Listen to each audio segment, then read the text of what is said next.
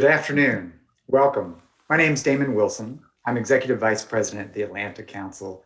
I'm delighted to welcome you to today's event, the Future of DHS Project: Time to Reform Congressional Oversight of the Department of Homeland Security. This event today is co-hosted with our wonderful partners at the Center for a New American Security. Thanks, CNAS, for being with us today. Earlier this year, the Atlantic Council's Forward Defense Practice launched this Future of DHS project.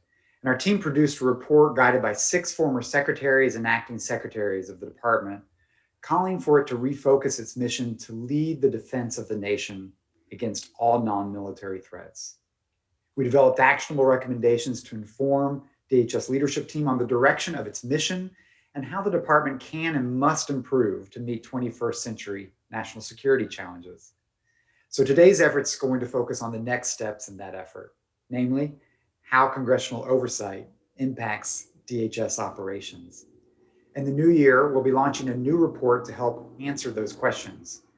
So today, I'm really pleased to welcome a variety of distinguished speakers to our conversation. First and foremost, the chairman of the House Committee on Homeland Security, Congressman Benny Thompson, will help open and frame this important discussion with a keynote conversation to kick it off. And he'll be followed by an engaging panel consisting of Homeland Security experts Carrie Cordero, Tom Eldridge, Katrina Mulligan, Joan O'Hara, General Frank Taylor, all moderated by the Future of DHS report author, Tom Warwick.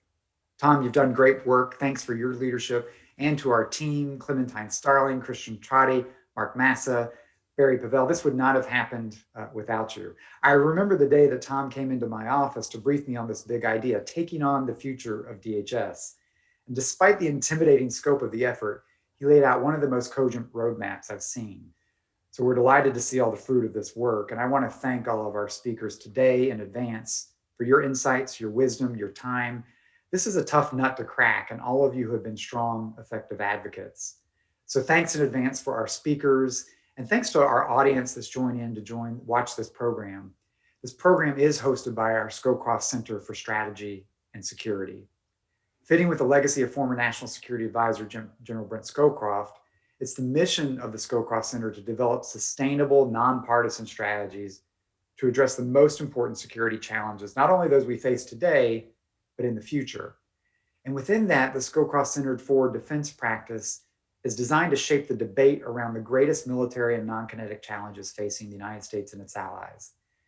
And so the context for today's discussion, it's pretty compelling. The 117th Congress convenes in January, of course. And when it does so, it has an opportunity to act on the last major unimplemented recommendation of the 9/11 Commission, the unanimous recommendation of a dozen think tank reports, and that's the act of consolidating oversight of DHS in Congress. As our speakers will discuss today, it's fragmented with over 90 congressional committees and subcommittees claiming some jurisdiction over the department. Oversight needs to be consolidated to allow DHS to effectively respond to the security challenges facing our nation. So let's get this done. To kick us off, I'm going to turn it over to Tom Warwick and the Honorable Benny Thompson, Chairman of the Homeland Security Committee. As I said, Chairman Thompson is a remarkable public servant. He's serving his 14th term as the Democratic Congressman for Mississippi's 2nd District and his 9th term on the Homeland Security Committee. He's known as a no-nonsense problem solver. And that probably has something to do with his 27 years as a volunteer firefighter. It also might be why he's the longest serving African-American elected official in Mississippi. His leadership has been invaluable to reaching across the aisle to bolster resources and operational capacity within the department. It's his vision that has helped set the path for DHS moving forward. So Chairman Thompson, thank you for joining us today. Before the conversation begins, I just want to remind everyone that this event is public and on the record. We do want to encourage all of the audience that's joined us on Zoom to ask questions, give us your feedback to the panelists. You can use the Q&A tab function, which you find at the bottom of your screen. If you could go ahead and identify yourself and your questions, we'll be collecting those throughout the event. We also want to encourage our audience across all social media platforms to engage in the conversation using the hashtag #ForwardDefense. So once again, thank you all for joining the Atlantic Council and CNAS. And without further ado, Tom, over to you and Chairman Thompson. Thank you very much. Obviously, we want to express our appreciation and support for the Center for New American Security for joining us today, and the support of SAIC and CenturyLink for the Future of DHS project here at the Atlantic Council. After my conversation with Chairman Thompson and our panel of distinguished experts, our panelists will take questions from the audience. To submit a question, please use the Q&A feature, which you can access by hovering over the window until you see the bottom menu. There you'll find a Q&A button, which will open a window and allow you to submit a question. Please include your name and affiliation on the question. So Chairman Thompson, first, thank you so much for joining us today. Let me start off by just at the very outset of DHS's creation, Congress set up the Department of Homeland Security in the Homeland Security Act of 2002 to try to unify 22 different security missions across the US government. Can you give us a sense of how congressional committee jurisdiction is set up to oversee what DHS does? Well, thank you very much. As you know, for your audience, in Washington, jurisdiction is the Holy Grail. Committees operate with that jurisdiction. Homeland Security was authorized in 2003, and that jurisdiction was spread out between Judiciary Committee, Government Reform and Oversight, Transportation and Infrastructure, and Energy and Commerce. So we're kind of a hybrid group that's never been given a real home, although we put 22 agencies together, but they're kind of spread out throughout Congress. And as you know, that's a real challenge for the department, responding to as many people as they do. So we need to fix it. And so what is your jurisdiction as chairman of the House Committee on Homeland Security? What does that include? Well, transportation security, port security, border security, and to some degree, cyber security on the domestic side. But there are a lot of other jurisdictions that overlap. And the biggest problem is that when a bill is introduced, the process, the parliamentarian determines where the bills go. And so what happens, it might say Homeland Security, but it will also say transportation and infrastructure, judiciary, and none of the committees, all the committees have to agree. And if all the committees don't agree, then that bill never gets to the floor. And so those are the real challenges. And the simplistic part of it for me as chair is, let's take FEMA, for instance.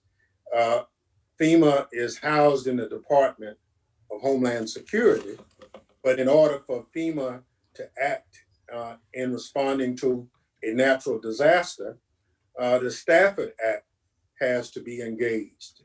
Well, Stafford Act engagement rests in transportation and infrastructure.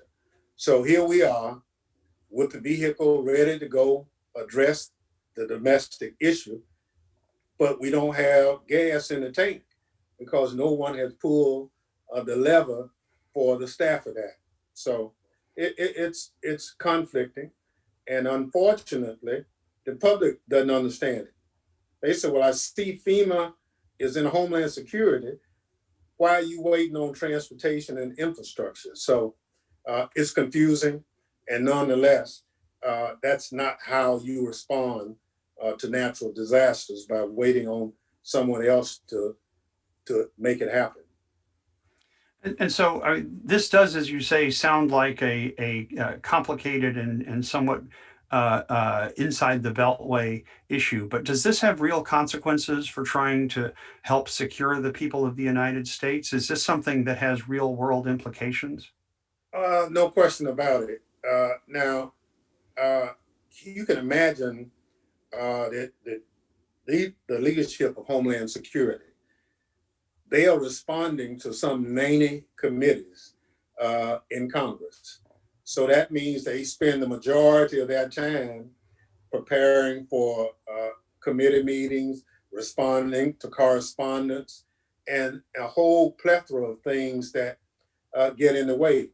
But unlike other committees, if you take agriculture, for instance, the authorization and execution lies in the Agriculture Committee. Department of Defense, authorization and execution lies in Armed Services. So what we are trying to do is give Homeland Security the same authorization and execution that we give other branches of government. So we're not asking for anything special. We just don't want to be treated any different than any other committees. And how would something like this be changed? I mean, is this something that would go to the president's desk, or how are these sort of decisions made? What's the way in which this is carried out? Well, in a perfect world, okay, those chairpersons of the committees could agree in principle to give me principal responsibility for the department. We could do a memorandum of understanding between committees. We are talking, and I get along with the chairperson, but it's still too much of a hybrid relationship. My authorization bill that I'm proposing would say they would still have responsibility, but anything that mentions Homeland Security, I would get the primary referral. And so I'm trying to work with my colleagues, notwithstanding the current relationship. But in order for us to really close the loop on making Homeland Security what it should be, we need to do that. And as you know, a lot of work has been done in that area. And so what we have to work through this process is to make sure that the department is specifically authorized in law to do certain things. When we work with our other colleagues, but as I said in the beginning, jurisdiction in Washington is the holy grail for committees. And so is this done by changing rules, or is this a statute that would have to be agreed to by the president? Well, it's actually a legislative process, and it's Rule 10 authorization that we talk about. And if we get the Rule 10 authorization written in a format, we can work it out. Now, I've talked to Vice President Biden about a lot of challenges we have, and in principle, he's in agreement. For example, I've talked to him about the fact that we don't have anyone in the White House or executive branch with responsibility for the cyber mission. We used to have it under the Obama administration, but the Trump administration never saw fit to have it as a functional office. And some of the challenges we're going through this week kind of implicate the lack of coordination. So I see working with the executive branch, but it's clearly a legislative responsibility. And obviously, you're referring to the reports of cyber operations carried out by the U.S. government that obviously have a lot of us concerned. Is strengthening Congress's authority to work with the Department on cybersecurity one of the things that you would propose to be strengthened and brought under a more effective jurisdiction under your approach? Absolutely. You know, we created CISA as one of the entities to do just that. And after a long, drawn out argument between other intelligence agencies and other things, we finally put the domestic part of the cyber mission in Homeland. Obviously, there's defense and intelligence, but that's why the White House has to be part of the coordinating entity to make sure that all of this happens. And when that lack of leadership from the White House is there, you do have some challenges, and those challenges exist to this day. Well, and Mr. Chairman, we know, those of us who are following this, that in the National Defense Authorization Act that's working its way through the Congress and was passed by both houses with a veto-proof majority to show the breadth of its support. There's an authorization bill for DoD almost every year. With the division in responsibilities that you all have on the Homeland Security side, has there ever been an authorization bill for DHS since the department was created by Congress in 2003? No. My two Republican chairpersons, as well as myself, we've always attempted. I filed an authorization bill now. I will refile it in January to give us some authorization to address certain things that are not really controversial, but it gets us where we need to be along the full authorization route. So we might call it a mini authorization, but it's a step in the right direction. And as I said, Chairman King and Chairman McCall, who've been chair of the committees also, are in full support of the authorization effort. Well, and I know this idea has the support of 6 former secretaries and acting secretaries of Homeland Security who've written an open letter to the congressional leadership calling for consolidation of oversight jurisdiction of DHS, as you say, to match what the Department of Defense and the Department of Justice and other national security agencies have. You've joined, I understand, with former Chairman McCall and King to put out a similar letter. Is that correct? That's correct. And, you know, we see Homeland Security as a nonpartisan issue. And it's only that we kind of lose our way during the last 4 years.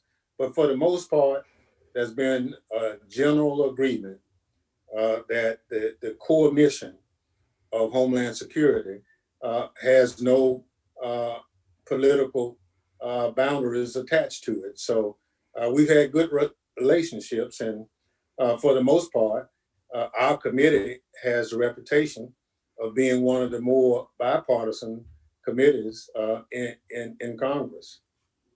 Well, and let me turn now to the next 4 years. President-elect Biden has nominated Alejandro Mayorkas, former director of USCIS and former Deputy Secretary of Homeland Security, to be the next Secretary of Homeland Security. Mr. Chairman, I think you have a long amount of experience working with Mr. Mayorkas.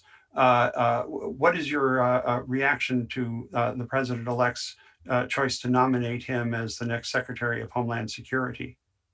Well, Mr. Mayorkas is a fine person. I worked with him on creating the DACA program when he had that responsibility. When we had to deal with the Zika outbreak, I saw his leadership there. And obviously, he has a management experience that we need to bring to the department. He has the full understanding of what the department is supposed to do. So when his nomination was made, I kind of indicated to President-elect Biden that I thought he was a good choice. And I look forward to working with him. And then a few weeks ago, Mr. Chairman, you and other members of the committee introduced H.R. 8791, the DHS Reform Act of 2020, proposing a number of changes in the way the department is authorized. What are some of the most important provisions that you're trying to put forward with this, as you say, mini authorization bill? Well, I think we have to create a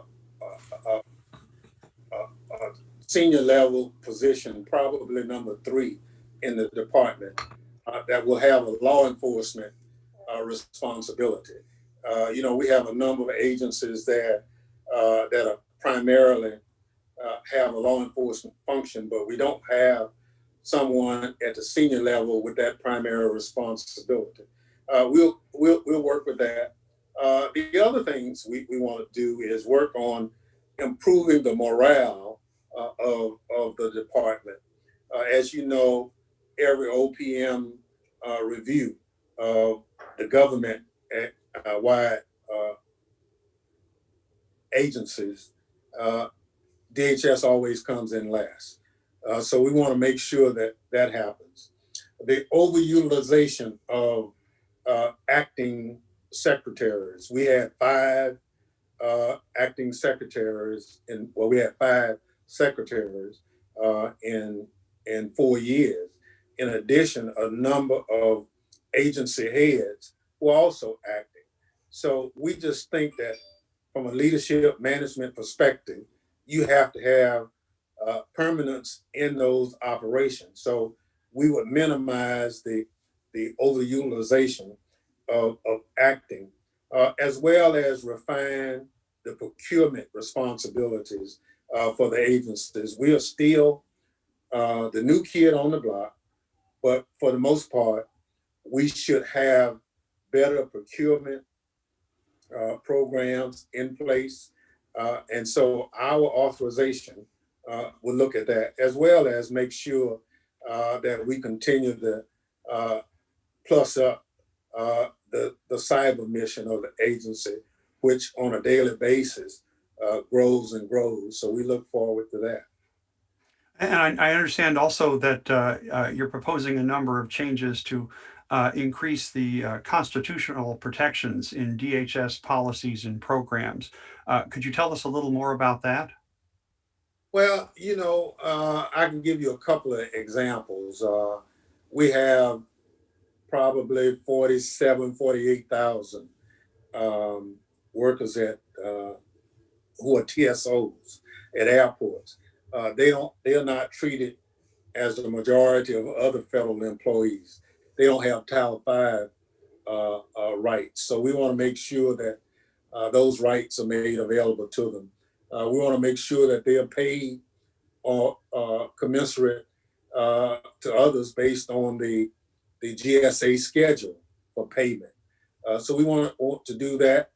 And so to bring as much of this agency into how we do business is what we propose. And then also, I believe you're working to try to strengthen the public communications capability of the department by providing some oversight and other mechanisms. Well, we do. Unfortunately, ICE was advertising in the middle of a campaign in certain parts of the country, talking about locking up immigrants, and we just felt that you do your job. You've never advertised on billboards like this before. So we want to put some structure in place so that our agencies are not used for political purposes, and government employees should not be coerced into doing that. So we want to tighten up how we communicate with the public. And so, Mr. Chairman, I take it, obviously, there's not much time left in the current legislative session. Is it your plan to try to reintroduce this in the 117th Congress in January? Absolutely. This was a marker. And I think what we, in full disclosure, we kind of put it out there to see what response we get back. And I can say that for the most part, it's been very positive. We thank the Atlantic Council for your support in looking at this. Your leadership is absolutely important if we to get over the finish line. The people you have pulled together in support of this have impeccable credentials. And so again, this is not a Democrat or Republican or right or left issue. We want to make the homeland as secure as possible. And the best way we can do it we think, is to begin the process of this authorization bill, which will pull some of the jurisdictional authority under the committee that we say it belongs. Well, Mr. Chairman, I thank you very much for your kind words, but also for your leadership on this important issue. This is, as Damon said, the last major unimplemented recommendation of the 9/11 Commission, the last recommendation of theirs that has not been implemented. Do you think that there is a chance of trying to get this advanced in the next few weeks as the 117th Congress begins its work? Well, we've started the process. I've gone before the Rules Committee already, talked about it. I've talked to committee chairpersons that are responsible and involved in this. I've talked to Speaker Pelosi.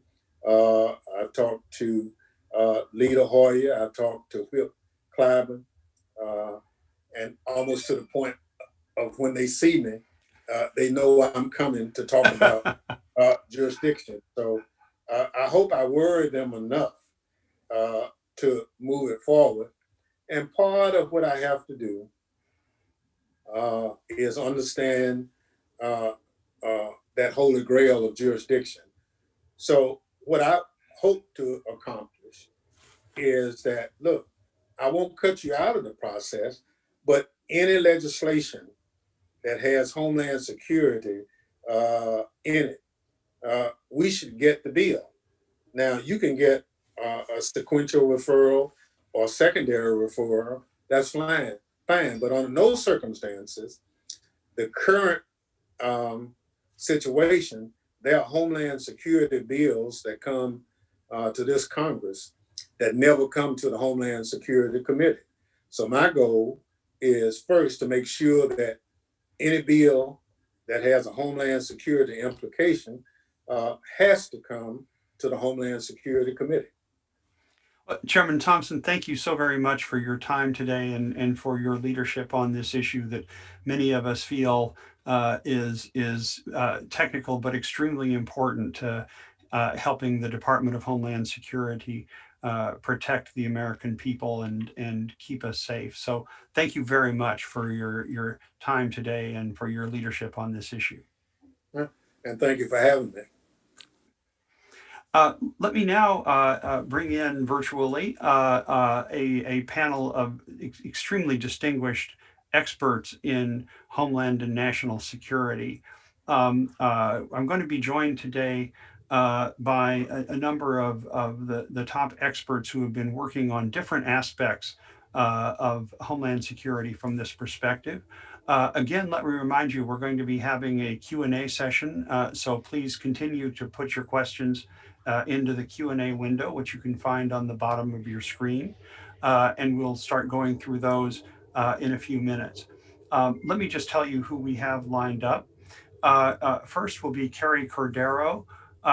Carrie was formerly counsel to the Assistant Attorney General for National Security. She served in senior positions in the Department of Justice, the Office of the Director of National Intelligence.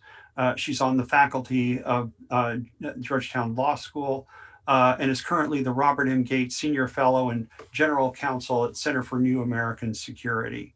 Then we'll turn to Tom Eldridge, who was former counsel to the 9/11 Commission, formerly on the National Security Council staff under President Obama. He's a member of the board of directors here at the Atlantic Council and is the senior vice president for government affairs at SAIC. We'll then turn to General Frank Taylor. General Taylor is the former DHS Undersecretary for Intelligence and Analysis.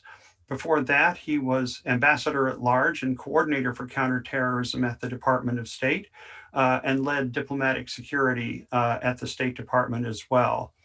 He's currently Senior Advisor at the firm of Cambridge Global Advisors. Then we'll turn to Joan O'Hara. Joan is the former Deputy Assistant to the President and Executive Secretary of the National Security Council staff under President Trump. Before that, however, she was the General Counsel at the Committee of Homeland Security under Chairman Representative Michael McCall. And she's currently the Senior Director of Public Policy at the XR Association. And then in the cleanup position, Katrina Mulligan, who was former Director for Preparedness and Response at the Department of Justice.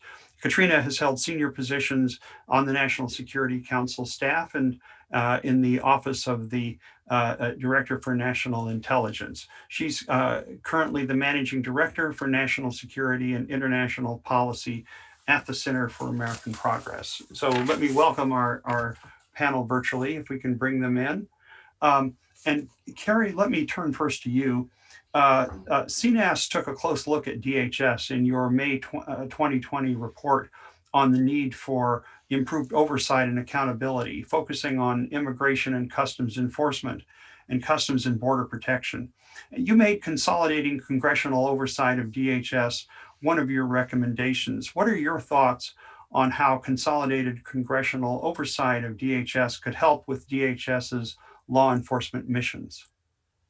Thanks so much, Tom. Thanks for the question, and thanks for hosting this event. And I'm grateful to Chairman Thompson for his leadership on this particular issue. It's a wonky Washington issue when we're talking about jurisdiction of a congressional committee. But as I think you mentioned earlier in your conversation with the chairman, this is the recommendation to consolidate the Homeland Security issues on the Homeland Security Committee is one of the unenacted last recommendations of going back to the 9/11 Commission report, which was issued in 2004.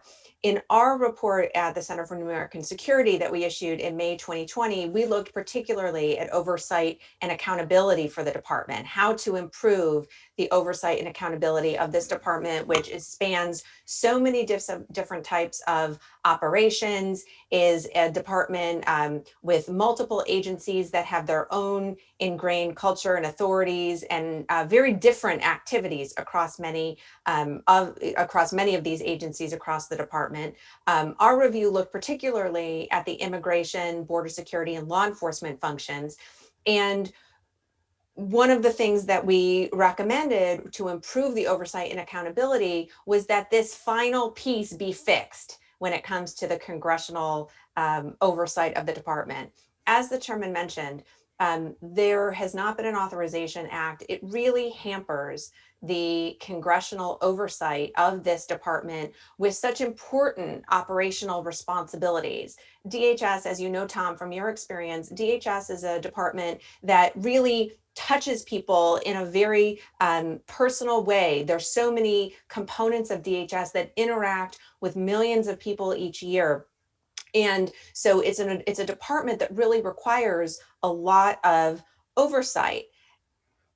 I also just want to mention today, as you discussed a little bit with the chairman, we are in the midst of a major cyber event in the United States. The reports are coming out hourly, really, in terms of the scope and complexity of this reportedly Russian malign activity directed against the federal government.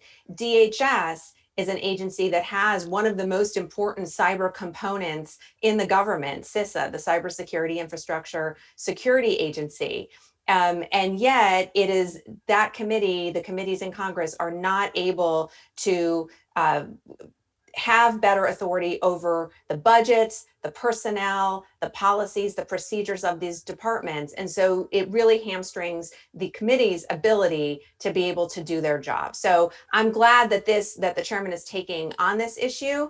When we issued our report back in May, I didn't necessarily think that we would have this much momentum because it really is hard to get over the finish line when it comes to changing jurisdiction in Congress and adding jurisdiction to this committee. But hopefully with the chairman's leadership and more support amongst the broader membership in Congress, this might actually be the moment in this month and next, before the next Congress convenes, that this can get done. Thanks very much. Let me turn to Tom Eldridge. Tom, you were on the staff of the 9/11 Commission. The 9/11 Commission has an almost iconic status as one of the best examples in American history of a blue ribbon bipartisan commission helping drive reforms. In this case, to prevent a terrorist attack on the scale of 9/11. Why did the 9/11 Commission include consolidating congressional jurisdiction as one of its major recommendations? Thank you, Tom. And it was a privilege to serve on the 9/11 Commission. Don't forget that early on, after its formation, there were a number of people who predicted its complete failure for having its commission members picked in a partisan fashion.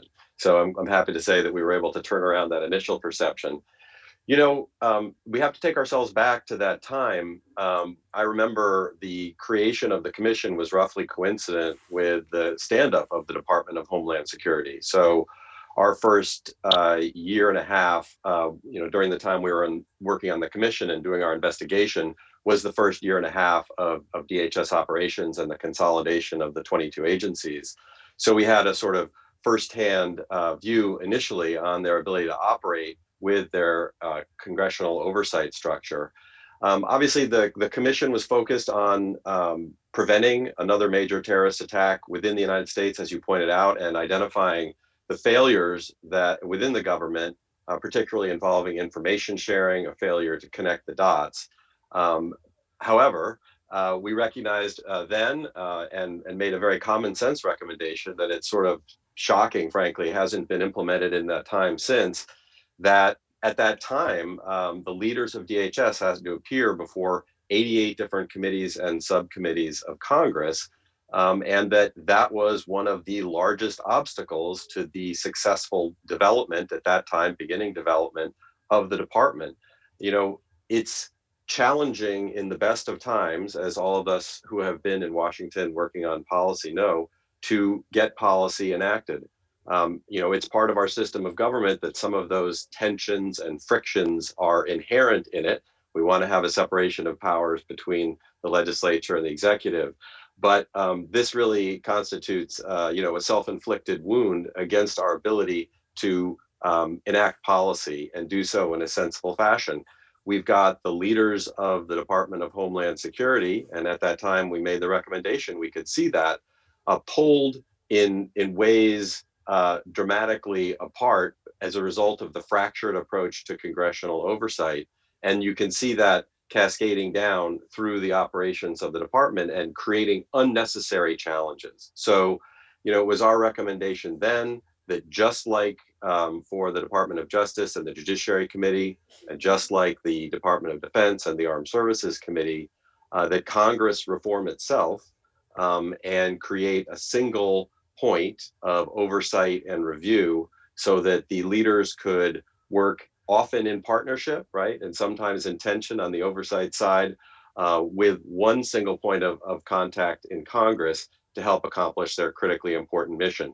At the time, again, our focus was really around preventing another major terrorist attack within the United States. But as we've discussed, the evolution of the missions that we need and expect DHS to perform has only grown in importance, and likewise, I would say the importance of implementing this recommendation.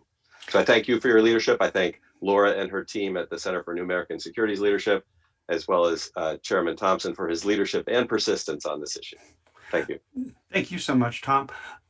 General Taylor, let me turn to you next. You've had the distinction of serving in senior levels at the Department of Defense, State, and Homeland Security. Your name has been before Congress for military promotion to flag rank, and then in three Senate confirmed positions. So you know the importance of good relations between the executive and legislative branches. What are your thoughts about the advantages of having a more streamlined oversight of DHS by the Congress? Tom, I thank you for the question. Thank you for inviting me to the panel, and thank you for your work and the Atlantic Council's work on this very important issue. I was there at the beginning of DHS. I was the Assistant Secretary for Diplomatic Security and worked very closely with Governor Ridge and his team as DHS stood up.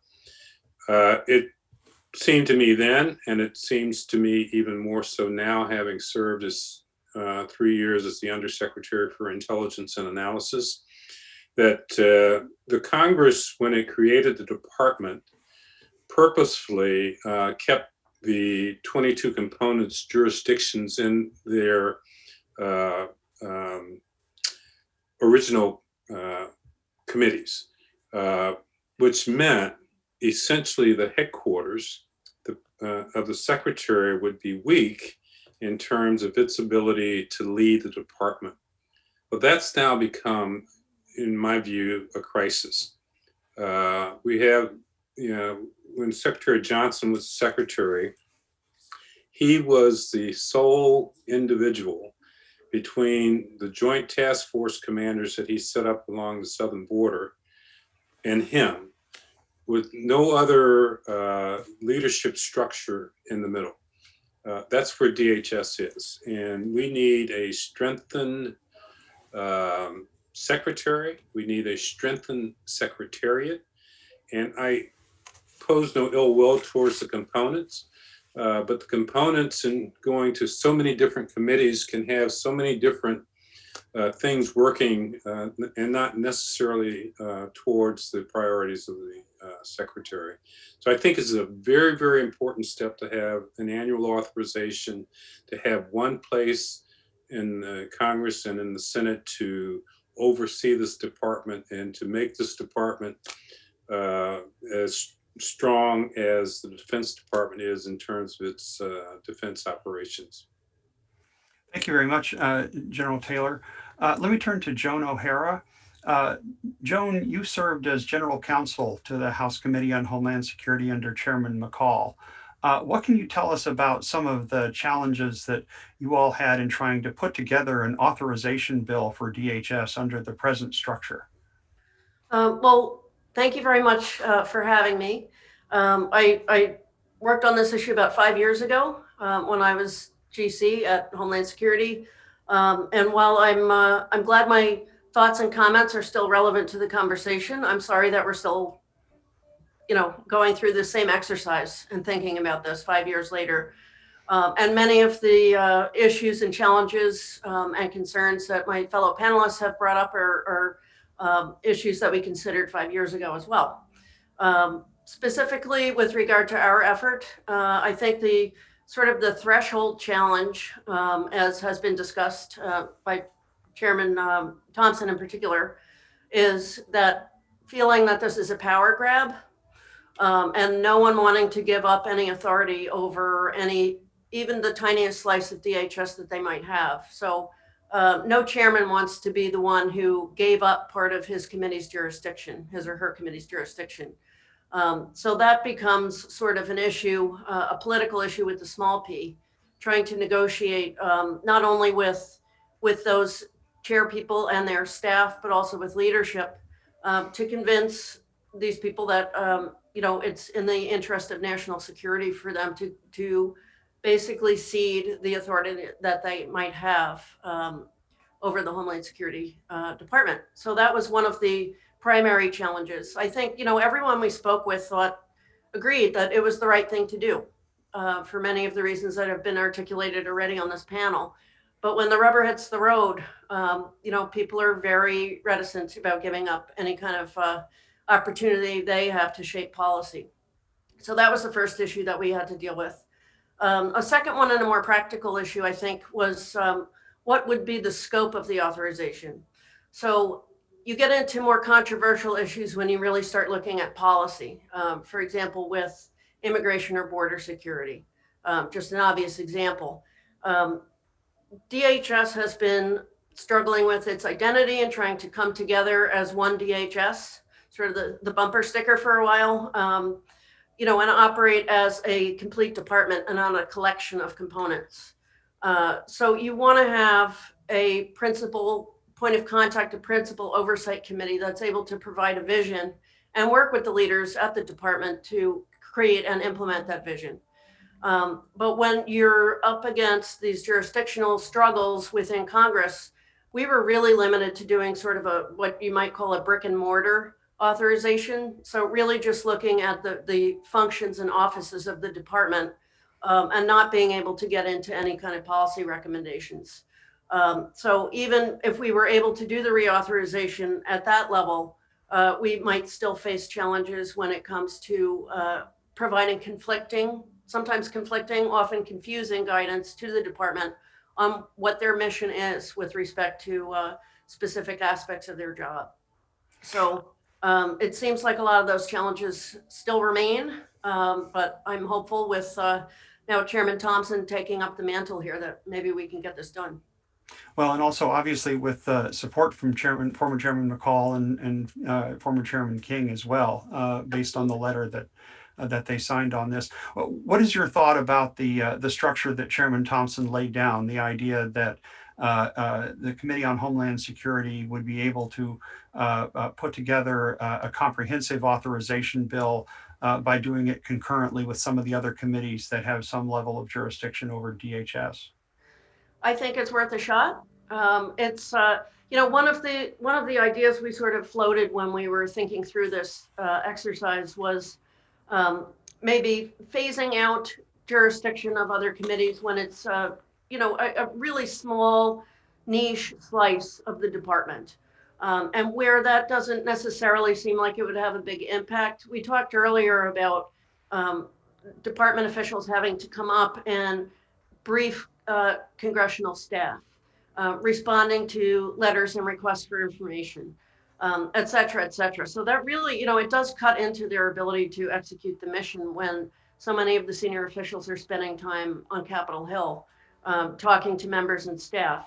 So I think, if we can even start to reduce the fracturing or heal the fracturing, maybe you could say, by getting it down to 6 committees, as was, potentially proposed, that would be a whole lot better than what we have now. And that would count as an improvement over the present Absolutely. situation. The irony is not lost on us, Joan. Thank you for that. Katrina, let me turn to you. You've worked in leadership positions in the Department of Justice, in counterterrorism and national security, both at the White House and at the Office of the Director for National Intelligence. What is your sense of the benefits to national security if congressional oversight of DHS is consolidated around the core Homeland Security committees in the House and the Senate? Thanks for the question, Tom. In a nutshell, I think the biggest change that you would expect is unity of purpose and unity of focus around what it is that DHS is there to do for the American people. One of the things that I have to emphasize in just sort of thinking about this question is the diversity of viewpoints of the people on this panel.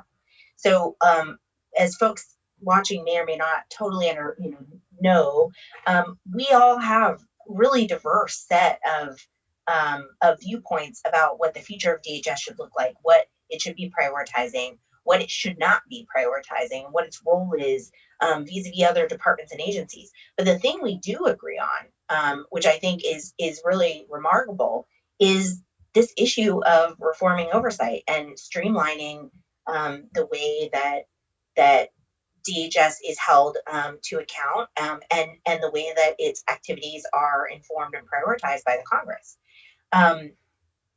We really, more than ever, need for DHS and Congress to be working as one, and they really aren't right now.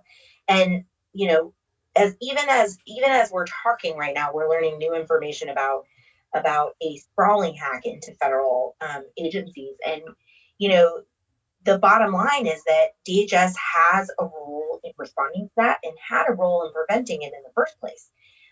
But without clarity of focus, without consistent prioritization over time by the Congress, it is not actually a surprise that DHS is trying to be all things to all people. You hear it said in government all the time, if everything's a priority, nothing's a priority. And one of the reasons for that is because departments and agencies and subcomponents, in the case of DHS, can pick and choose who they listen to, who they seek answers from in the first place. And you see that loud and clear with DHS.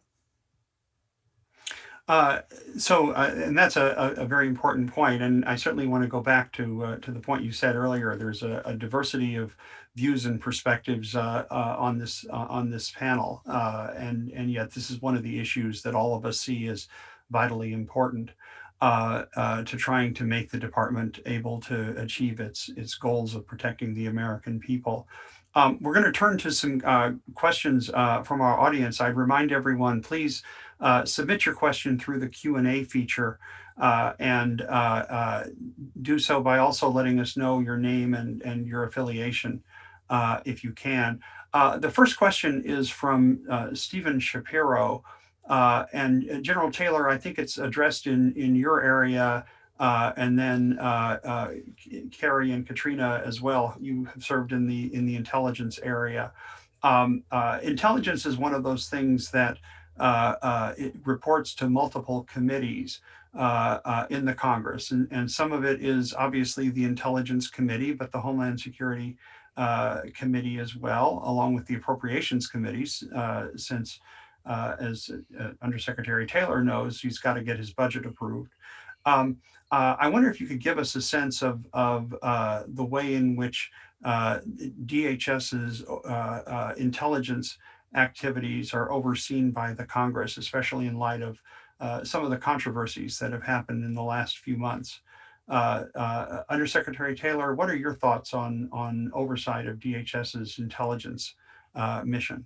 Well, I was actually quite pleased with the limitations on intelligence oversight between the House and Senate Homeland Committees, the Appropriations Committees on the House and Senate, and the House and Senate Intel Committees. I had great relations with all six of those committees during my tenure there, and they worked very well to harmonize their view of how intelligence should be executed within the department.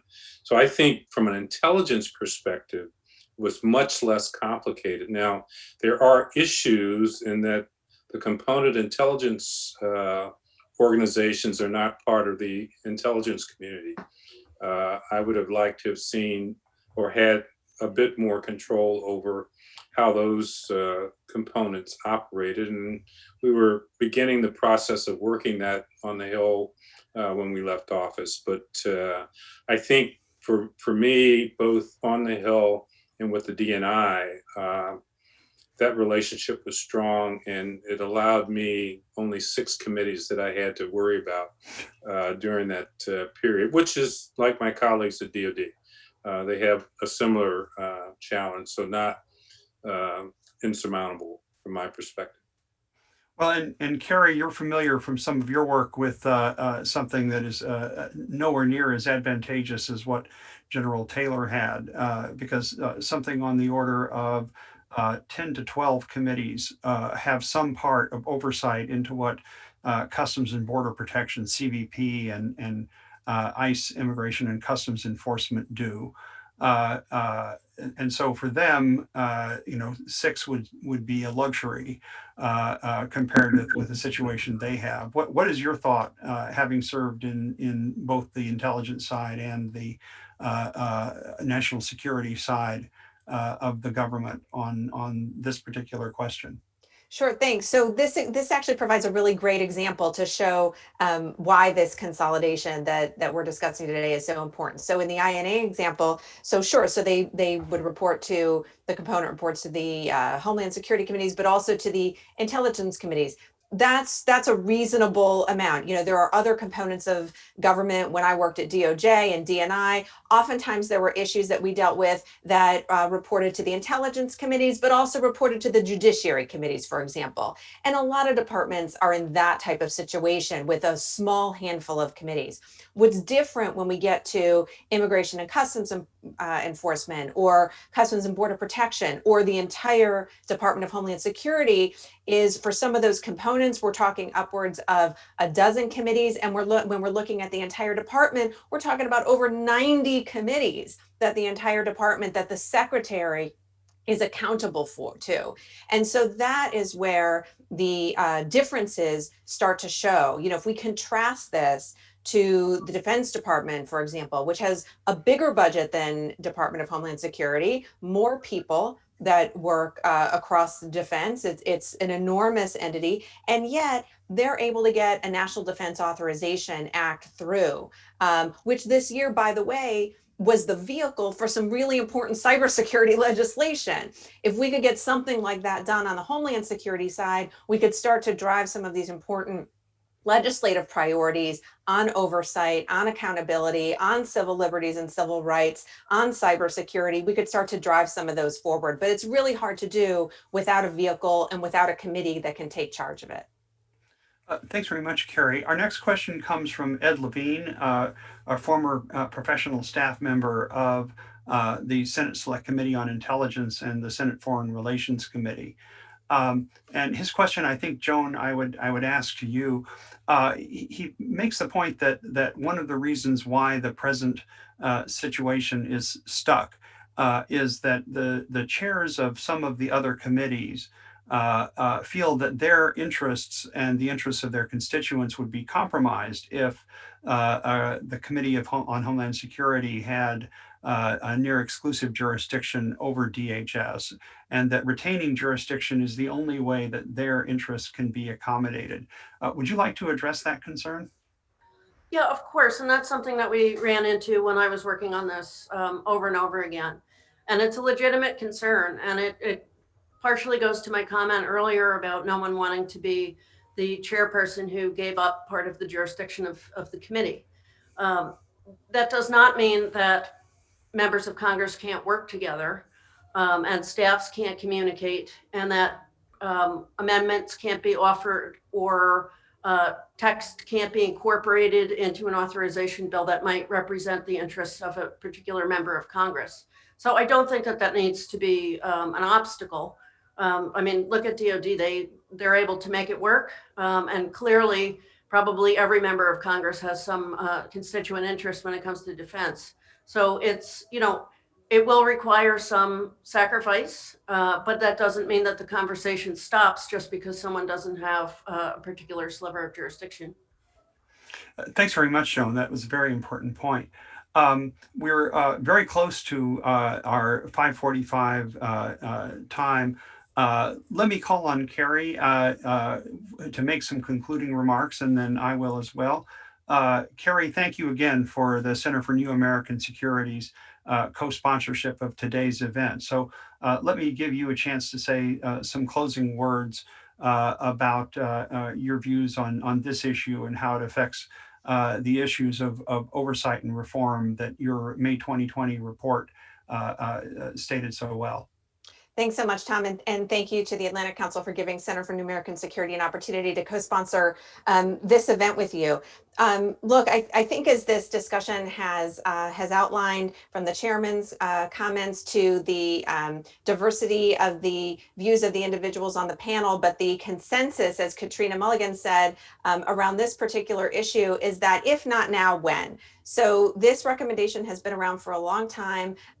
Everybody who works on these issues regarding the Department of Homeland Security knows that this fix needs to be made in Congress. And if the chairman has a opportunity and a window in this particular year, the Department of Homeland Security has been under a lot of strain for the last few years, overemphasis on the border security and immigration and customs enforcement, a lack of emphasis from leadership on cybersecurity and other threats, and there is a real opportunity for reform efforts, particularly through legislation that Congress might engage in, as well as through what the new Biden administration will be able to take on. There's a real opportunity to reform this department, but it's going to need a vehicle to do it, and a consolidated effort on the Homeland Security Committee is going to be a way to do it. So I hope that the Congress takes this on. And again, thank you for fostering the conversation, Tom. Thank you so much, Carrie. Let me just say a few closing words and building on what Katrina and Carrie have said. This has been, I think we'd have to agree, one of the most politically diverse panels that Washington's experts in Homeland and National Security have put together around an issue that I know many people may feel is technical, but actually goes to the heart of the reason why the federal government and DHS both exist. I certainly look back on Senator John Neely Kennedy's words at a congressional hearing in February of 2020, in which over and over again he made the point that the mission of DHS is to keep the American people safe. And he couldn't understand any reason why there could ever be a compromise of that. And that's certainly the view I know of the department, its leaders, and its over 200,000 employees.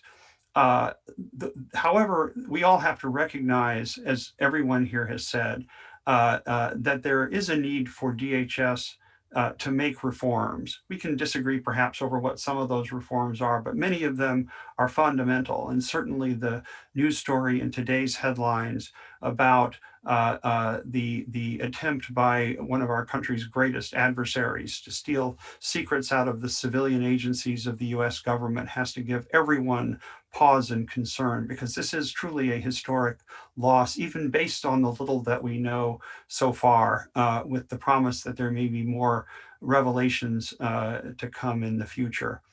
In order for DHS to be able to address this kind of challenge and the other kinds of challenges that we've talked about today, we at the Atlantic Council believe that there's a need for one department of the government to lead the defense of the nation against non-military threats. And there will be equally roles for law enforcement, such as FBI and the Department of Justice, to do this as well.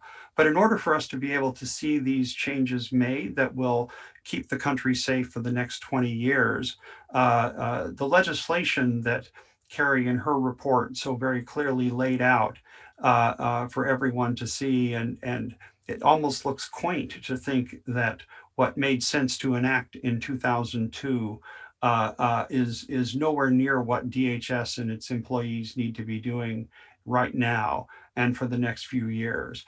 And so just as Congress showed leadership in bringing unity of view and purpose to the executive branch, now is the time when Congress should give itself the same kind of unity of view and purpose that consolidating congressional oversight jurisdiction of DHS in a smaller number of committees than now exists is something that needs to be done if we're going to keep the American people safe. The Atlantic Council will, in the next week or so, be releasing a report with some specific key findings and recommendations in this area. But we know that the issues are being discussed right now, and that congressional leadership, as Chairman Thompson told us, is seized of this issue, and that there will have to be decisions made the first week of January as the 117th Congress begins its work. So I thank you very much for your interest and attention to this issue. It's one on which, as Damon said at the outset, our discussions will continue. And please stay tuned to what the Atlantic Council and the other many groups and experts on this particular channel are saying as we try to find ways to keep America safe for the next 20 years. So thank you very much for your time and attention to this important issue. Thank you. Thank you.